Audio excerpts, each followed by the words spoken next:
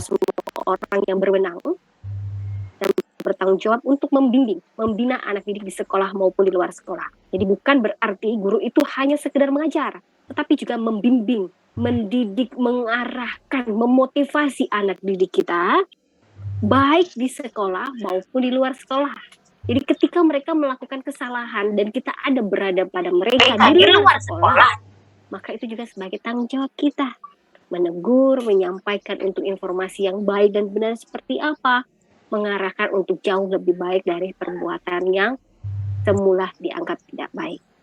Selanjutnya kita bisa melihat bahwa kode etik guru ya, kita bisa mengetahui bahwa kode etik guru Indonesia merupakan pedoman aturan-aturan norma-norma tingkah laku mereka yang diikuti oleh seluruh guru profesional yang ada di Indonesia untuk menjalankan tanggung jawabnya sebagai guru profesional. Ada mengapa? Karena guru perlu ada aturannya supaya mereka bisa berkaca arah yang mana, sudah betul belum, sudah selaras belum dengan kode etik yang diberlakukan seluruh guru Indonesia. Maka pada Kongres PGRI yang merupakan bahwa unsur-unsur pokok kode etik guru Indonesia, khususnya pengabdian mereka sebagai guru untuk bekerja, yang pertama adalah sebagai landasan moral, kedua sebagai landasan dan pedoman tingkah laku mereka. Isi kode etik guru Indonesia ini biasanya harus dihafalin sama guru-guru ya. Guru berbakti, membimbing peserta didik untuk membentuk manusia Indonesia seutuhnya yang berjiwa Pancasila. Guru memiliki dan melaksanakan kejujuran profesional. Guru berusaha memperoleh informasi tentang peserta didik sebagai bahan melakukan bimbingan dan pembinaan. Guru menciptakan suasana sekolah sebaik-baiknya yang menunjang keberhasilan proses belajar mengajar. Oke, masih ada lanjutannya, kita bahas keempat ini. Guru berbakti membimbing peserta didik, sepertinya tidak perlu diragukan ya, bahwa seutuhnya guru bukan hanya mengajar saja.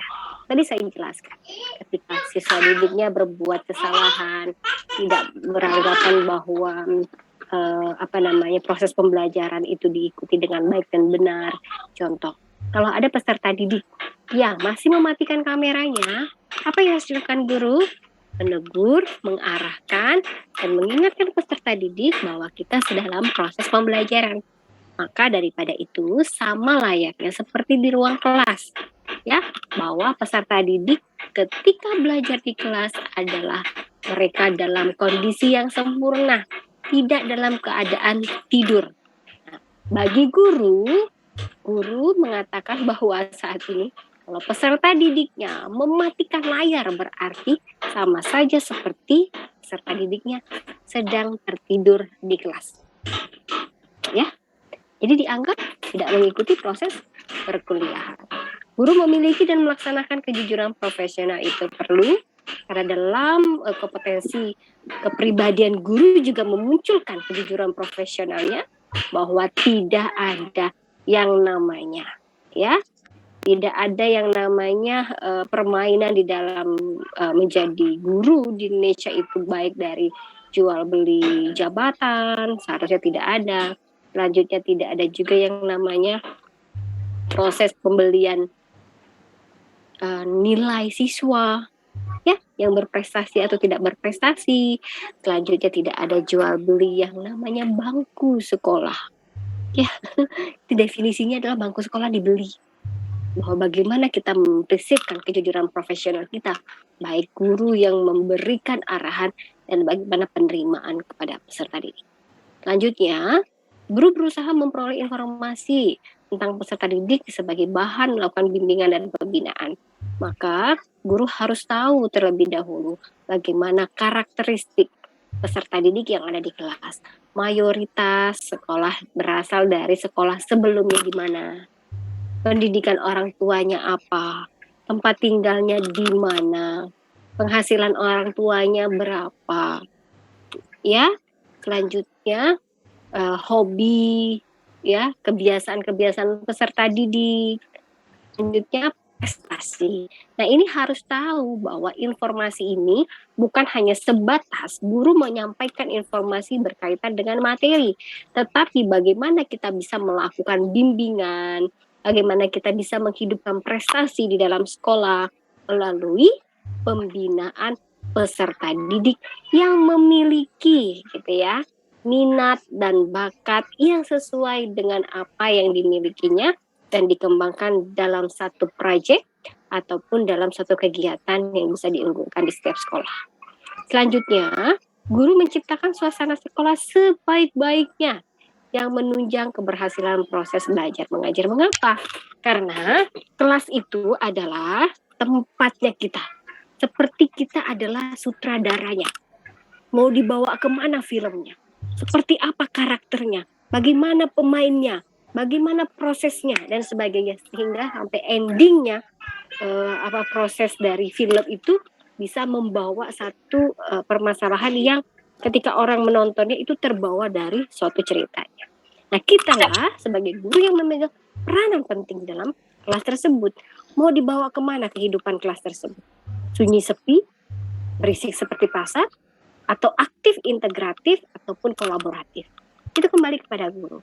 Kalau gurunya tidak aktif, seperti layaknya minggu lalu saya memberikan ada informasi mengenai sebuah video, ya, dengan guru yang berkompetensi memiliki nilai 100 dengan guru yang di bawah 100, itu grade anak-anaknya berbeda.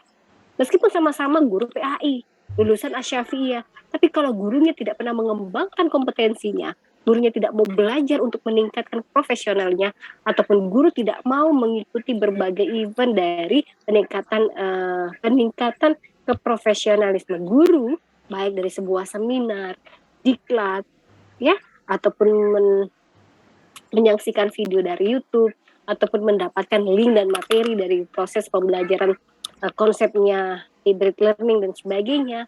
Kalau kita tidak mau belajar, kita akan terkikis. Ya, pengetahuan kita terkikis, kita tidak terupgrade, dan akhirnya lahirnya guru yang tidak out of the box. Selanjutnya, guru memelihara hubungan dengan orang tua murid dan masyarakat sekitarnya untuk membina peran serta dan rasa tanggung jawab bersama terhadap pendidikan. Mengapa demikian? Karena orang tua itu adalah ya yang menjadi pemeliharaannya adalah orang tua dan orang tua murid dan muridnya serta masyarakat di lingkungannya. Karena mereka harus diberikan kepuasan, namanya kepuasan pelanggan. Mereka lah pelanggannya kita.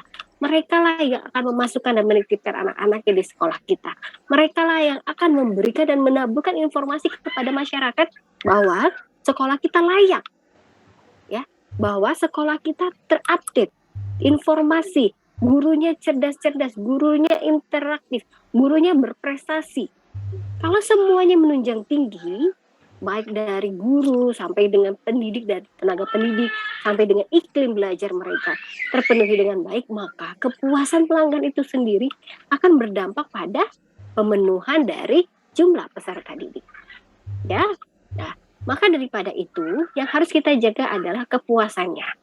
Bagaimana kita mengelola peserta didik dengan prestasi yang kita munculkan dari bakat dan minat mereka, ya, dan tidak memilah-milih antara peserta didik yang kaya atau yang miskin, yang berkulit putih atau berkulit hitam dan sebagainya. Maka daripada itu kita harus memelihara dengan jalinan komunikasi yang baik. Kalau memang ada yang namanya home visit, itu alangkah baiknya kita melakukan kunjungan ke rumah untuk mendapatkan informasi mengenai bagaimana anak-anak ataupun kendala apa ataupun ada cerita yang mungkin saja bisa kita terima untuk perbaikan di sekolah kita. Selanjutnya, guru secara pribadi dan bersama-sama mengembangkan dan meningkatkan mutu dan martabat profesinya itu tidak pasti. Karena mengapa? Karena mereka harus meningkatkan secara up to date, ya. Apalagi proses pembelajaran saat ini tidak melulu bicara tentang ceramah konvensional. Mereka harus menggunakan beberapa model yang dianggap tepat dalam pemenuhan di dalam materi.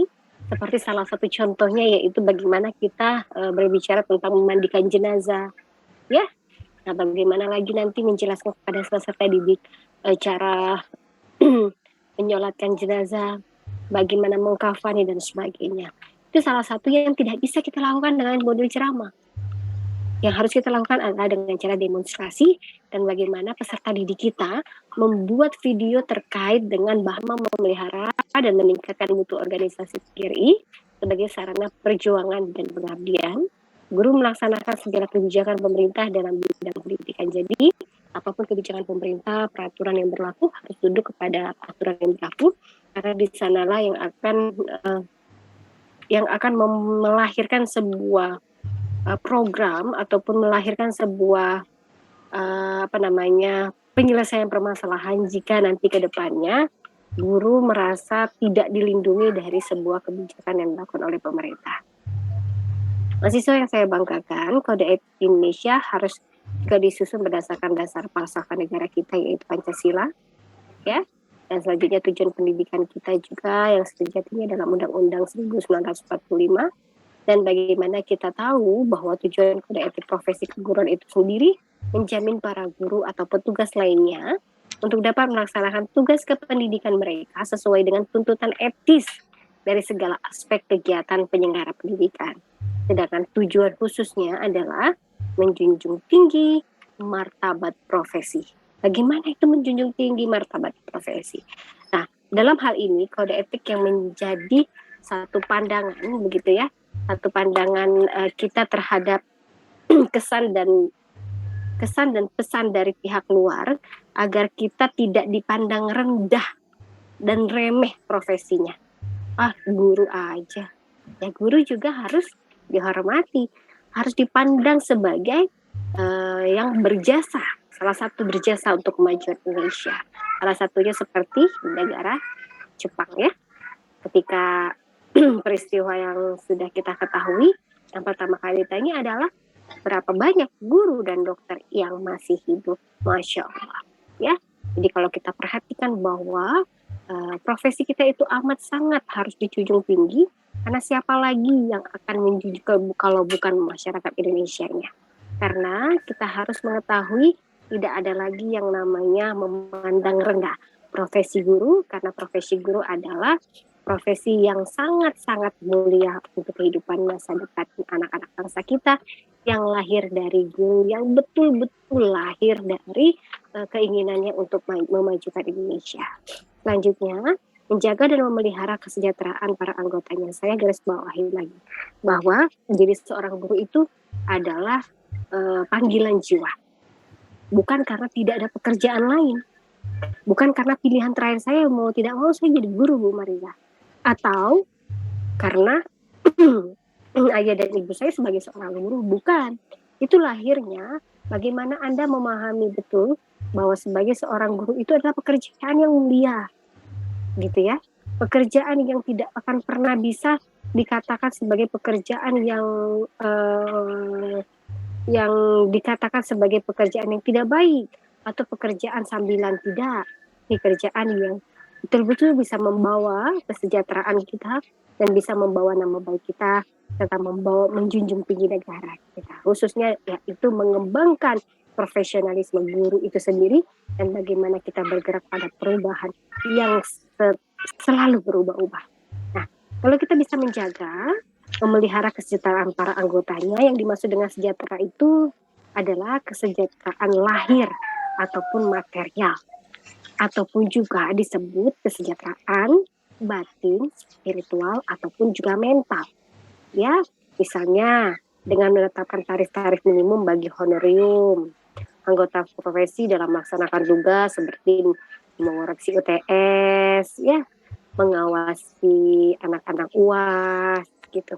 Sehingga siapa saja yang mengadakan tarif di bawah minimum dianggap tercela. Kita harus menjaga memelihara kesejahteraan para guru supaya ada rate-nya, ya. Tidak mungkin guru gitu digaji hanya 100.000. Bagaimana dengan transportasinya? Bagaimana dengan pengembangannya? Maka hal kesejahteraan, ya, kesejahteraan batin para anggota profesi melaksanakan profesinya, sehingga kode etik juga sering mengandung peraturan-peraturan yang bertujuan membatasi tingkah laku yang tidak pantas. Ingat, garis bawahi bahwa kenapa adanya kode etik ini untuk membatasi tingkah laku yang tidak pantas atau tidak jujur bagi para anggota profesi dalam berinteraksi dengan sesama rekan anggota profesinya. Oh, dia anggota, mereka dapat 50.000 saja, kita dapatnya 1 juta. Itu tidak boleh, karena kita memegang teguh yang namanya kode etik profesi keguruan. Selanjutnya, meningkatkan pengabdian para anggota. Bagaimana mereka mengabdikan diri? Nah, tujuan lain dari kode etik ini yaitu berkaitan dengan peningkatan kegiatan pengabdian profesinya. Mengapa demikian? Mereka mudah mengetahui apa tugas kami, apa tanggung jawab kami dalam melakukan pengabdian dan melaksanakan tugasnya. Nah, maka daripada itu, kode etik harus dirumuskan. Ketentuannya perlu dilakukan atau tidak dijalankan dalam meningkatkan pengabdian para anggota. Pengabdiannya seperti ya contoh, Sarah Kamila sebagai guru PAI di SMA N3, tetapi menjadi guru mengaji di RT RW tanpa dibayar. Itu sebuah pengabdian, ya. Atau juga mengajarkan ibu-ibu majelis taklim terkait bagaimana caranya memandikan jenazah, menyolati jenazah, dan mengkafani jenazah. Ya, salah satunya begitu yang bisa terukur selama 1 minggu, atau juga kita bisa memberikan pengabdian lainnya sebatas di luar dari profesi kita. Selanjutnya, meningkatkan mutu profesi. Nah, bagaimana kita untuk meningkatkan mutu profesi kita? Kita harus mengikuti seluruh rangkaian yang terdapat dalam peningkatan khusus pada mutu profesi kita. Contoh, saat ini banyak sekali peningkatan melalui sebuah diklat, sebuah seminar, ataupun adanya keikutsertaan kita di dalam sekolah seperti kegiatan sosialisasi, ya, proses pembelajaran tatap muka terbatas. Kalau kita tidak ikut, kita tidak tahu bagaimana caranya. Maka daripada itu, untuk meningkatkan mutu profesi kita, maka kita harus memuat betul apa yang menjadikan dan berusaha untuk peningkatan mutu khususnya guru di SMA Negeri 3. Oh, ternyata SMA Negeri 3 itu gurunya masih gaptek-gaptek, contoh ya. Maka, gaptek itu bukan berarti nggak bisa pakai menggunakan ataupun menjelaskan perangkat-perangkatnya ya. Karena ternyata dari 20 guru yang hanya punya laptop hanya 5. Lebihnya hanya punya gadget saja. Maka untuk peningkatan profesionalisme guru, maka ada yang namanya cicilan tabungan, begitu. Ya, yang dibuka dari koperasi sekolah. Ya, dengan cara ketika ada iuran ataupun ketika honornya turun, maka honor tersebut akan dipotong berapa persen dari nominal yang mereka terima, gitu ya. Bukan hanya dibayar dalam 1 bulan, tidak, tetapi bagaimana meningkatkan, diberi subsidi oleh sekolah, dan bagaimana caranya mereka mendapatkan itu setelah mereka memiliki semua laptop untuk proses pembelajaran. Yakinkan guru-gurunya terupdate, maka kepala sekolah akan memberikan mendatangkan sebuah kegiatan, membentuk sebuah kegiatan untuk guru-guru belajar bersama terkait mungkin saja membuat RPP berbasis Google Drive, atau mereka menyimpan dalam Google Drive seperti apa, atau lagi mereka membuat channel YouTube yang mana proses pembelajaran mereka di dalam Zoom semua dimasukkan di dalam channel YouTube-nya sekolah. Itu bisa saja. Ya. Oke, kita lanjutkan, meningkatkan mutu organisasi profesi.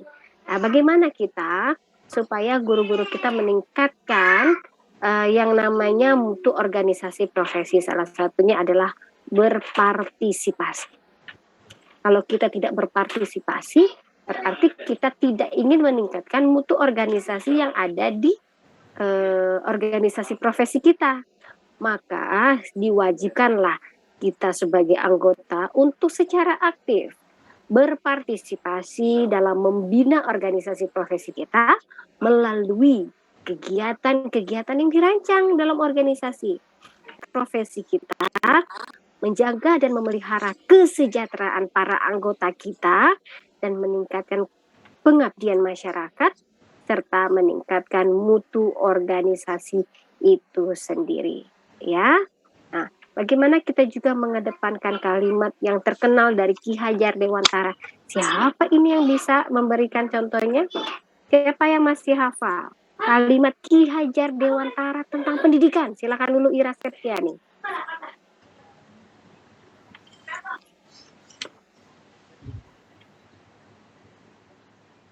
Dulu, masih ingatkah kalimat padat yang terkenal dari Ki Hajar Dewantara?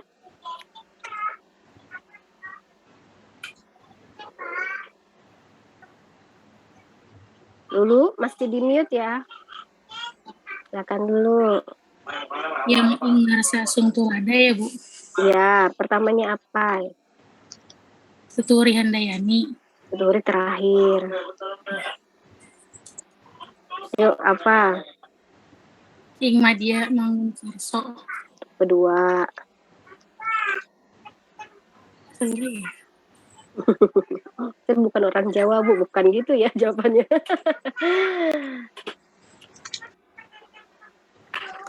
Oke, dulu dilihat lagi. Anwar Bagus Ramadan. Silakan. Ya, Bu. Bukan. Ayo yang mana, Neng? Ayo, mana? Yang pertama bukan. Ya, baik sekali. Oke.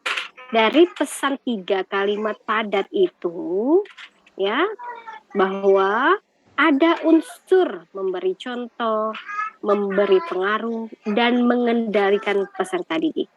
Ya, bahwa prinsipnya manusia seutuhnya dalam kode etik sebagai seorang guru memandang manusia itu sendiri, ya, sebagai kesatuan yang utuh.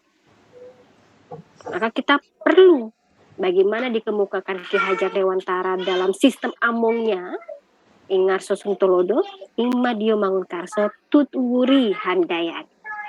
Ya, maka daripada itu kalimat tersebut yang harus kita ingat, itulah menjadi setinggi-tingginya kode etik itu ditegakkan, maka seperti berilmu tinggi, tetapi juga bermoral tinggi. Bukan berilmu tinggi tapi moralnya rendah, atau terbalik, berilmu rendah moralnya tinggi. Jadi keselarasan bahwa dijunjungnya kode etik tersebut akan berilmu tinggi dan juga bermoral tinggi. Uswatun hasanah. Iya, Bu. Ibu ingin menanyakan terkait apa saja, salah satu saja, bukan apa saja.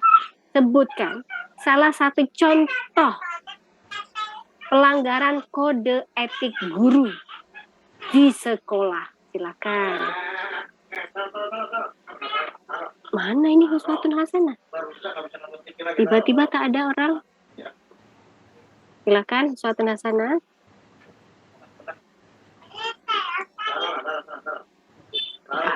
Halo, ayo. Iya, Bu. Seperti apa? Seperti kekerasan kepada muridnya, Bu. Oke, baik. Intan Meila, sebutkan kembali salah satu contoh pelanggaran kode etik guru. Intan, terdengar suara Ibu?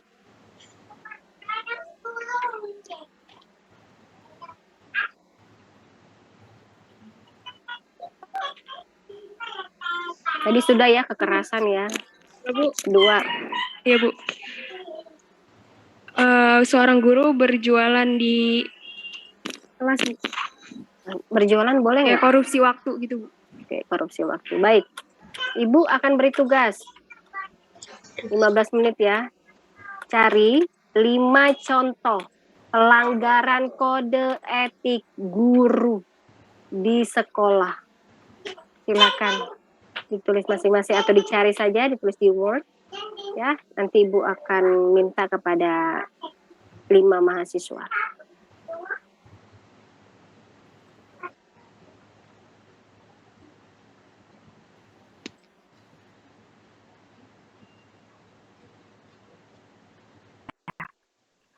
Tapi yang saya harapkan adalah jangan sampai nanti ke depannya Anda menjadi seorang guru yang Anda sebutkan, Anda lakukan.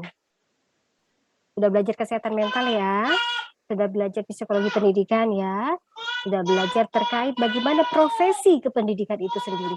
Kalau itu dilanggar, maka Anda sudah mengkhianati yang nama kode etik sebuah profesi guru. Bagaimana supaya kita meyakini bahwa tidak akan terjadi itu? Maka betul-betullah terlahir, terpanggil menjadi seorang guru yang betul-betul profesional, memiliki 4 kompetensi, bertanggung jawab atas pekerjaan, karena pertanggungjawabannya akan kita bawa nanti ketika kita sudah tiada. Oh, Bapak Fahmi, dulu pernah dapat handphone iPhone 11. Anaknya nilainya 7 jadi 9, bapaknya nyemerem. Betul memang. Angka itu bukan salah satu penentu anak kita sukses. Tapi kita mengajarkan mereka untuk kerdil, paham? Paham ya? Kerdil itu apa? Kerdil pemikirannya, kerdil pengetahuannya. Karena ketika kita memberikan angka 7, itu harusnya sama. Contoh, ketika kita memberikan angka 9 kepada peserta didik kita pada pelajaran pendidikan agama Islam. Tetapi ketika bertemu dengan Bu Rahma Uma, ketemu dengan Bu Lia, tidak pernah salaman. Ya. Apa itu angka 9 yang Anda harapkan? Tentu bukan.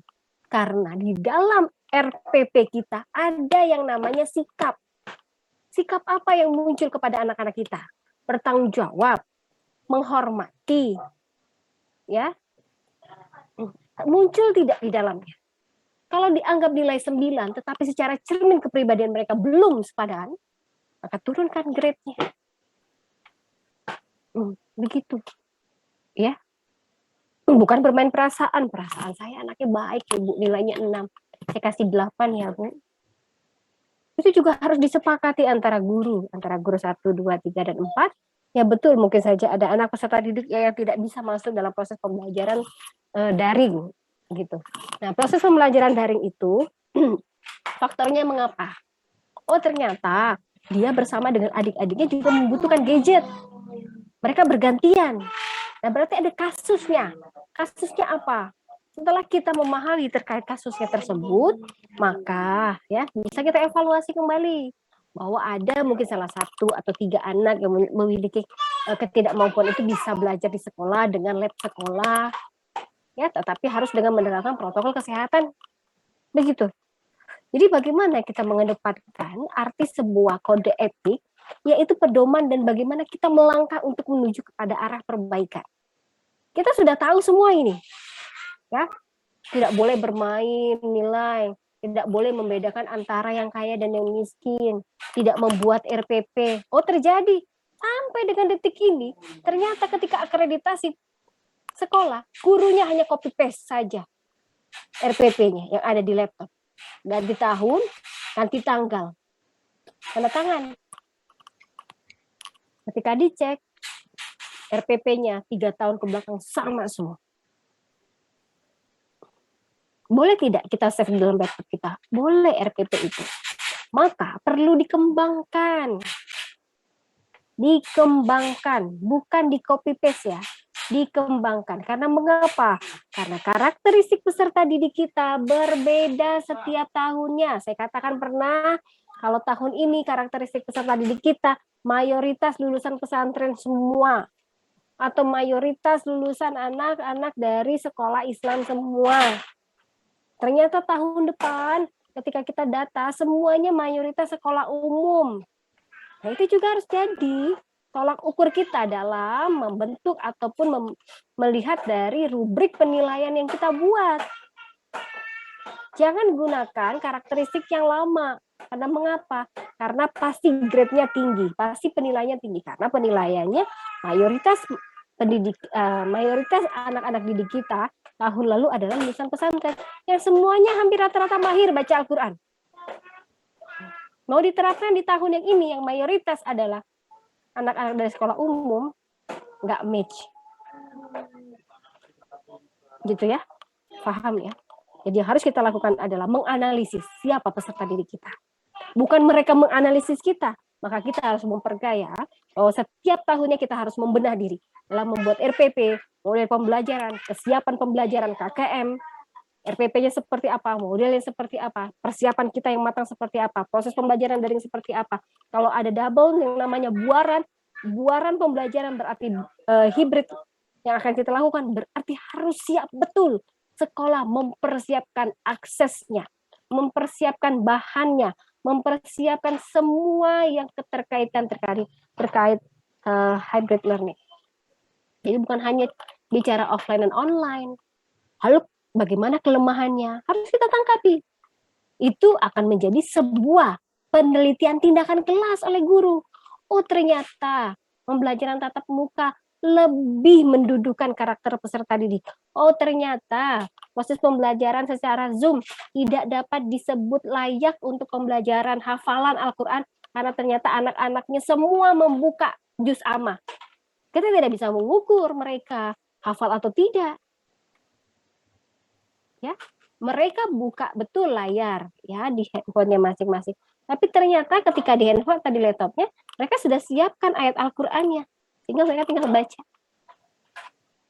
Berbeda sekali ketika kita berada di sekolah. Kita melihat ya karakteristik anak kita. Kita melihat bagaimana kemampuan mereka. Kita melihat bacaan mereka, mendengar bacaan mereka betul atau salah.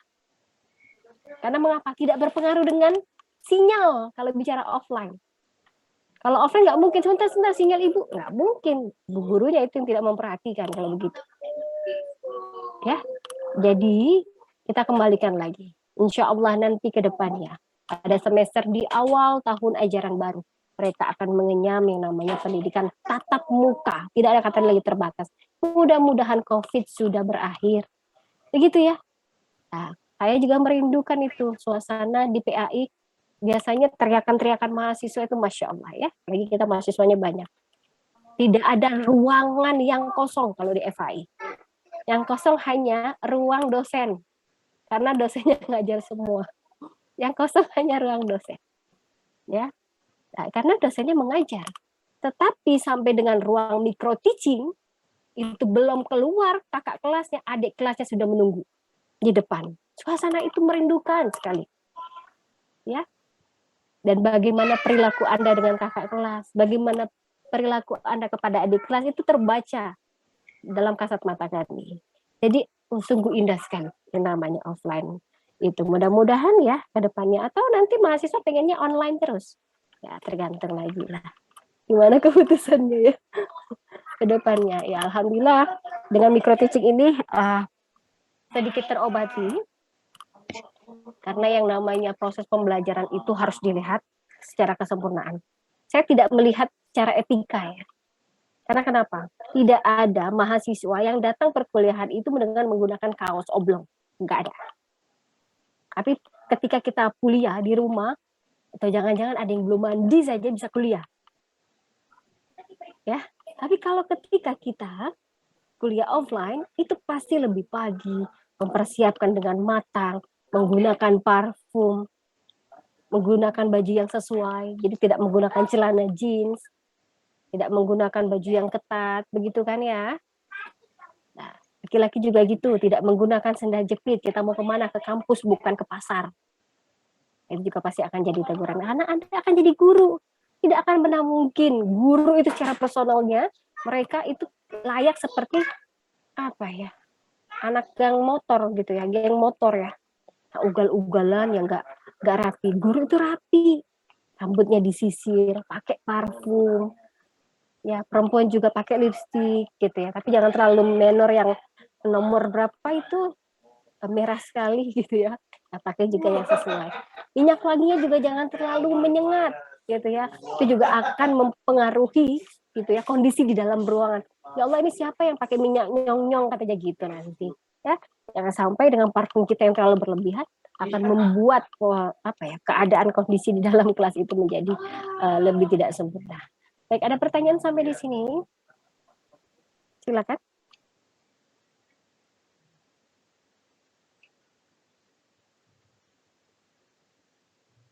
Ini udah pada pinter ya kamu menanya siswa sekolah atau mencari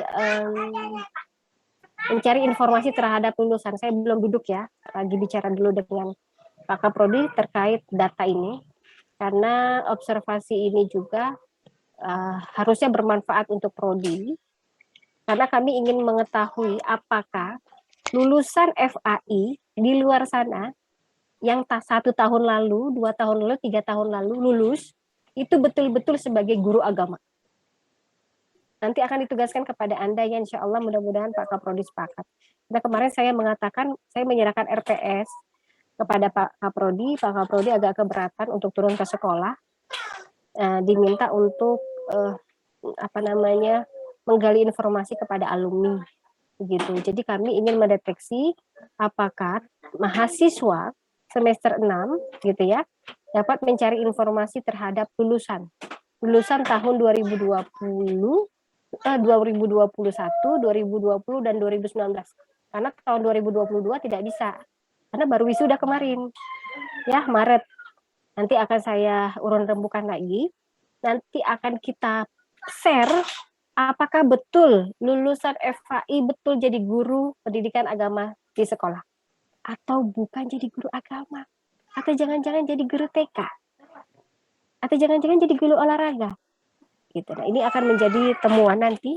Ibu akan buat dulu, sudah ada soalnya, tapi mahasiswa nanti akan turunkan ke dalam Google Form ya, sehingga mahasiswa nanti akan menyebarkan. Untuk data mahasiswanya, saya masih urun rembuk dulu ya dengan Pak Kaprodi, yang mudah-mudahan beliau sepakat. Karena kemarin untuk turun ke sekolah tidak diperkenankan karena sudah sudah mulai libur ya, katanya begitu di Mei ini. Sudah ujian, sudah mulai ujian, dan pelaksanaan pembelajaran juga sudah tidak ada. Jadi kalau untuk proses pertanyaan dan sebagainya di sekolah, kalau bisa keterkaitannya adalah terkait lulusan kita yang ada di FAI. Untuk data-datanya dan sebagainya nanti saya masih urun rembuk dengan Pak Kaprodi. Mudah-mudahan sebelum Lebaran saya sampaikan kepada mahasiswa. Gitu ya. Oke, yang lain ada pertanyaan?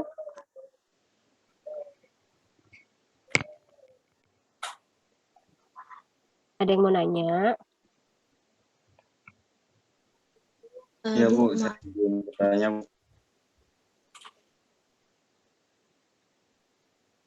Silakan. Siapa yang mau bertanya? Sandi? Ya Bu, saya Sandi Permana. Silakan. Tadi suaranya sudah suaranya terputus Sandi. Kalau maaf Bu, jaringannya kurang bagus di sini Bu, ya. Maaf. Kamu di mana? Di rumah? Lagi di rumah Bu. Silakan. Tadi kan udah dibahas Bu, dari apa tujuan sama isi kode etik gitu kan. Ya. Terus jadi tadi juga sudah Ibu meminta contoh pelanggaran dari kode etik. Keluar lagi ya Sandi ya. Sandi, kamu seperti lagu Syahrini loh. Hempaskan. Kemana ini? Udah nyangkut lagi. Ya udah, nanti bergabung lagi ya. Ayo yang lain. Putri, Sima, ada pertanyaan? Ibu, Assalamualaikum. Waalaikumsalam ya, Steve. Mau tanya Bu, kan tadi udah belajar pelanggaran kode etik guru yang kalau dari saya pelajari yang salah satunya tidak mengamalkan 4 kompetensi kepribadian. Nah, bagaimana jika secara tidak langsung kita sudah belajar, sudah mencoba untuk mengamalkan, tapi kadangkala tidak sengaja kayak gitu Bu. melakukan pelanggaran dari tidak melaksanakan 4 kompetensi kepribadian ini, misalkan dalam hal di kelas tidak sesuai gitu mengajarnya, atau mengajar tapi ya kadangkala berbicara kemana-mana gitu. Terus kemudian mengenai profesi kepribadian yang kadangkala kita suka menegur murid tidak sesuai gitu, tidak sesuai dengan profesi kita sebagai guru, atau suka emosi. Nah, itu gimana Bu kalau misalkan kadangkala kita itu, nah itu solusinya bagaimana? Terima kasih Bu. Baik, Hesti, terima kasih. Ini hal wajar yang kita lakukan. Contoh, kita melihat suasana di dalam kelas itu sedang tidak kondusif, Hesti. Mereka semua mengantuk karena kemarin kegiatannya adalah pramuka. Kalau kita teruskan materi kita membosankan, maka yang harus kita lakukan adalah memancing informasi kegiatan apa kemarin pramuka, supaya mereka kembali lagi nyawanya pada pembelajaran kita. Tapi Bu, indikator kami tidak tercapai apa yang saya buat. Itulah sebagai seorang guru. Maka perlunya mengevaluasi. Maka perlunya menurunkan kembali apa yang tidak berhasil pada hari ini untuk diteruskan pada RPP selanjutnya. Begitu Esti. Karena tidak akan pernah mungkin RPP yang kita buat itu justru harus tercapai semuanya. No.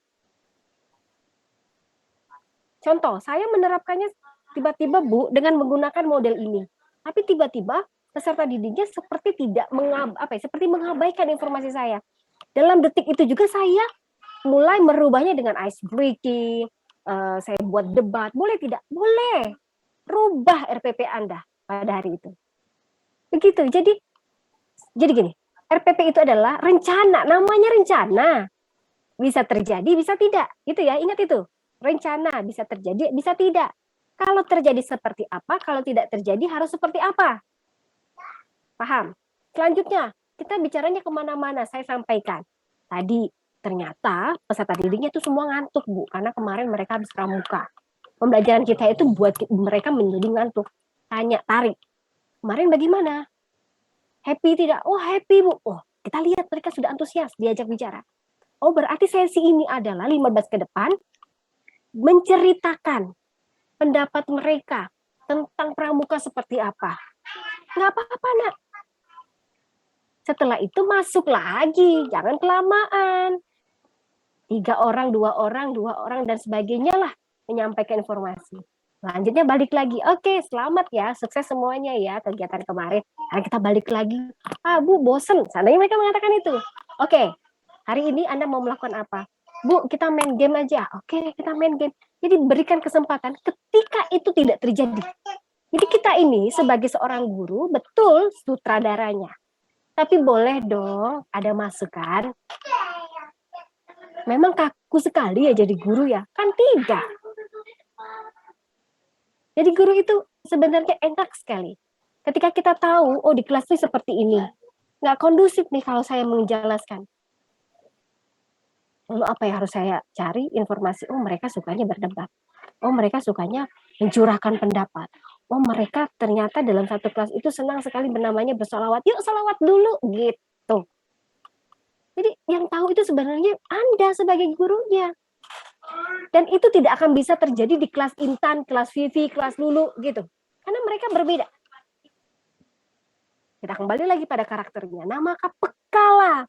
Belajar psikologi pendidikan, belajar profesi, belajar kesehatan mental, belajar bagaimana bagaimana teknologi pendidikan, bagaimana belajar mikro teaching, itu semua dapat. Prosesnya di dalam menjadi seorang guru. Ya. Nah, Bu, boleh nggak? Misalnya gini, tadi yang sampai Hesti. Kita terkadang bercerita kemana-mana, kadang kita emosi, wajar. Kalau masih dalam tingkatan wajar, satu hari itu kita marah, karena ternyata ketika kita memberikan tugas, hampir 50% tidak mengerjakan. Boleh kita marah? Boleh. Tapi marahnya dengan tegas. Ya.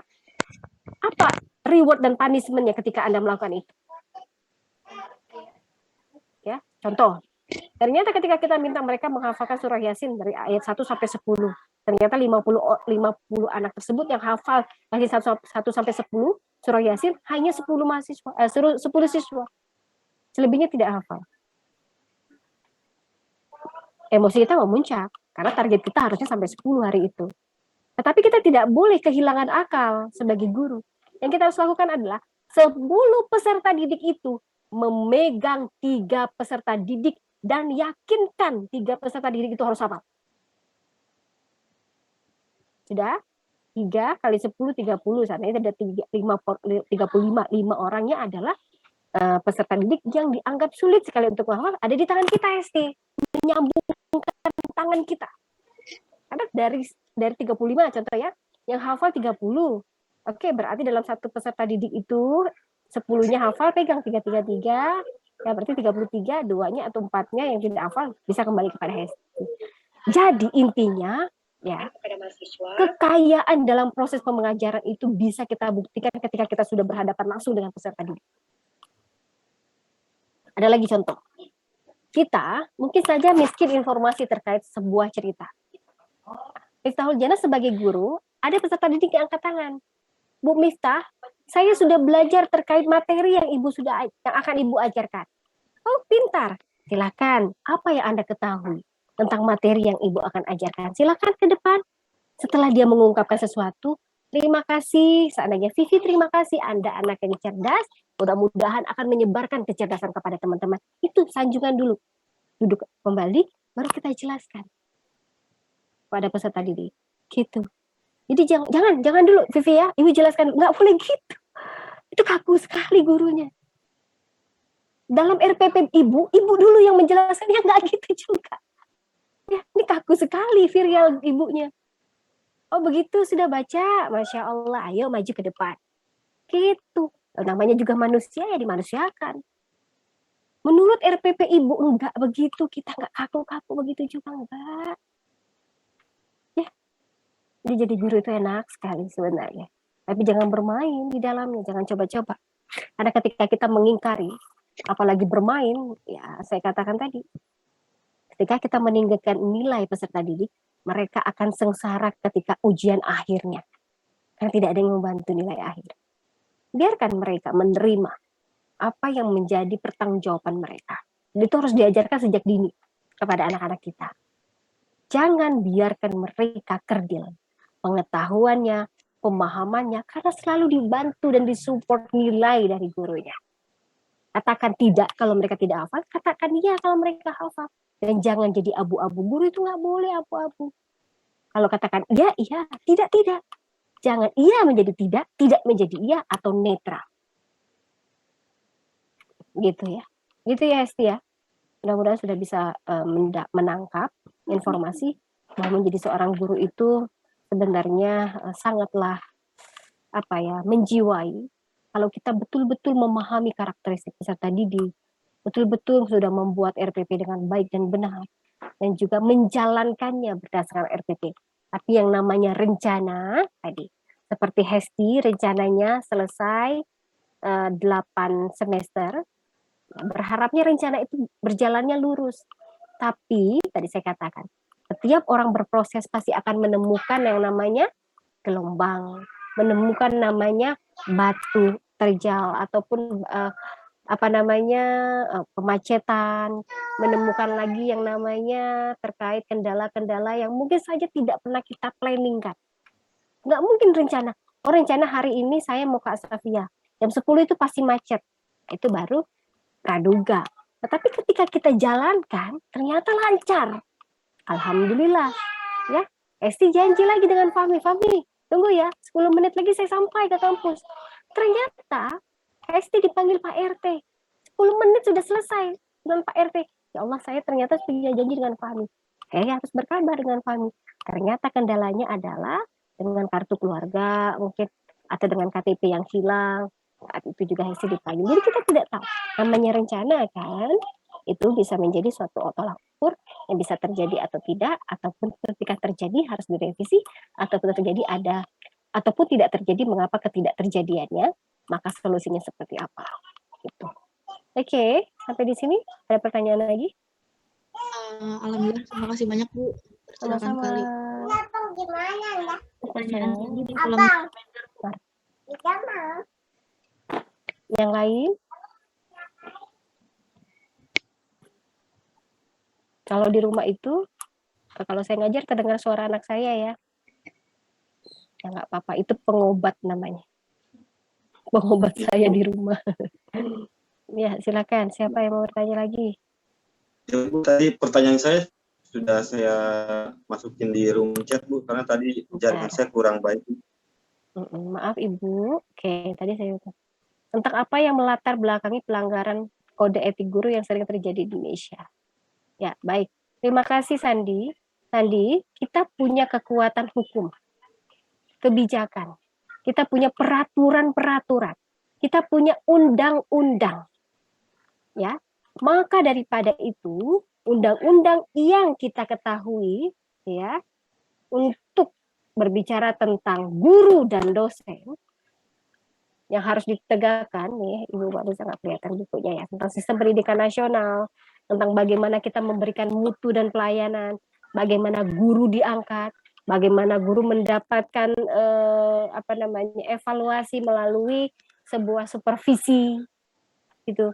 Nah, supaya tidak terjadi yang namanya kesalahan di dalam mendidik, perlu adanya kode etik supaya undang-undang terkait guru dan dosen, pemberlakuan undang-undang yang lainnya, dan bagaimana kita mendudukan bahwa manusia ataupun masyarakat Indonesia itu perlu mengenyam pendidikan ya secara utuh, maka perlu adanya lahirnya kode etik. Kenapa demikian? Untuk membatasi, untuk menyeragamkan, yang ini boleh, ini tidak boleh. Kalau tidak ada kode etik, berarti kalau gurunya tidak buat RPP, ya tidak apa-apa. Nah, ini harus dijembati bagaimana supaya yang baik dan yang buruk. Harus dijelaskan, ini loh pelanggaran yang berat, ini pelanggaran yang ringan, ini pelanggaran yang sedang. Supaya nanti ketika mereka memiliki pelanggaran yang sedang, itu hanya diberikan surat peringatan. Tetapi kalau pelanggarannya cukup berat, ya, pelanggaran cukup berat itu kan kita terjadi sampai saat ini ada pelecehan seksual, itu kan berat. Nah, gimana kalau tidak ada kode etik itu? Maka harus adanya lahir yang namanya undang-undang berlaku, kebijakan-kebijakan yang menjembatani terkait peserta didik dan orang tua serta guru, itu juga lahir supaya yang namanya guru dipandang sangat terhormat begitu. Tapi kalau melanggar, maka akan adanya namanya hukuman sesuai dengan perbuatannya. Enak sekali kalau tidak ada kode etik, gitu ya, melanggar semaunya, seenaknya, ya tidak boleh seperti itu. Karena kita harus menegakkan yang namanya hukum secara keadilan. Gitu ya. Siapa tadi? Sandi. Mudah-mudahan cukup dipahami ya Sandi ya. Karena kita harus punya pedoman. Karena rata-rata semua yang kita lakukan, contoh nih, kita membuat sebuah peraturan. Tapi kadang kala peraturan itu kita yang langgar. Betul ya Fahmi ya? Kita tahu, tapi terkadang kita yang melanggar tersebut. Maka perlu adanya yang namanya bentengnya, peraturannya, panduannya. Seperti mahasiswa UIA, apa yang dimaksud dengan keterkaitan supaya mereka punya pedoman untuk kuliah tatap muka terbatas. 50%. Kalau Anda kuliah berarti semester lain tidak boleh kuliah. Itu punya pedomannya. Siapa saja yang boleh? Oh, ibu guru ini atau bapak guru ini atau ibu Soraya, Bu Neneng dan sebagainya. Berarti Bu Mariza, Pak Setiono tidak dalam kondisi yang sama. Begitu. Harus punya petanya. Nggak boleh semaunya kita. Ya, dan itu harus diketahui oleh pimpinan. Maka kode etik ini dibantu dan dipertanggungjawabkan karena PGRI pun merangkul supaya bisa memberikan ya kedudukan yang setinggi-tingginya membawa harkat dan martabat seorang guru di dalam organisasinya. Oke, sampai di sini ada pertanyaan lagi. Agung ada pertanyaan, Bu? Enggak ada, Bu. Alhamdulillah. Baik. Baik, mahasiswa yang saya banggakan, terima kasih untuk kesempatan hari ini. Minggu depan adalah sesi terakhir saya menjelaskan terkait undang-undang. Ya, saya mohon dibaca dulu undang-undangnya. Undang-undang apa itu? Coba dibaca RPS-nya. Dibaca undang-undang yang akan saya kaji minggu depan, walaupun itu sudah menjadi pegangan kita undang-undangnya, jangan sampai nanti ketika Anda mau CPNS baru belajar terkait undang-undang itu. Jadi harus tahu, kenapa sih Bu kita harus belajar terkait undang-undang? Oh, di situ kita bicara tentang kesejahteraan. Oh, apa yang dimaksud dengan guru itu sendiri? Terus apa lagi kita bicara tentang akreditasi, tentang